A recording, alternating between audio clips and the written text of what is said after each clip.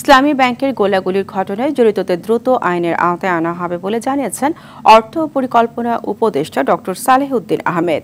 দুপুরে অর্থ মন্ত্রণালয়ের কর্মকর্তাদের সঙ্গে বৈঠক শেষে তিনি এই কথা জানান। এর আগে রাজধানীর মতিঝিলের দিলকুশা ইসলামী ব্যাংকের প্রধান কার্যালয়ে গুলির ঘটনা ঘটে।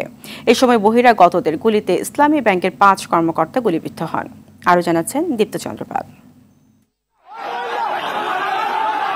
রাজধানীর মতিঝিলের দিলকুশা ইসলামী ব্যাংকের প্রধান কার্যালয়ের সামনে জামানতবিহীন অনিয়ম করে লোন কেলেঙ্কারি সহ নানা অনিয়মের দাবিতে প্রতিবাদ জানিয়ে বিক্ষোভ করেন ব্যাংকের কর্মকর্তা কর্মচারীরা।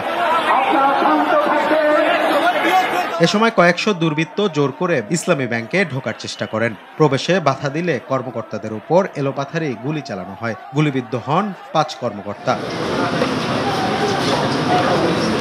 এই ঘটনায় জড়িতদের ছাড় দেয়া হবে না বলে জানান অর্থ উপদেষ্টা ডক্টর সালেহ উদ্দিন আহমেদ। 100 গ্রাম রাঁধুনি হলুদ বা মরিচের গুঁড়ার সাথে 2টি এবং 200 গ্রামের সাথে 4টি রাঁধুনি স্বাদ মিশালি ফ্রি। কেউ আইনের বাইরে থাকবে না, যে কেউ যদি করে থাকে ইমিডিয়েটলি তাদের আইনের আইনত অ্যাকশন নিতে হবে, যেই হোক। আমি তো এককালে ম্যাজিস্ট্রেট ছিলাম, ধরপাকড় তো আমাদের সময় তো কম করিনি আমরা।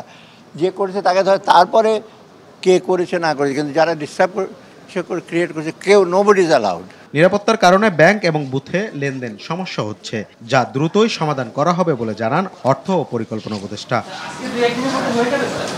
দীপ্ত চন্দ্রপাল, RTV, ঢাকা।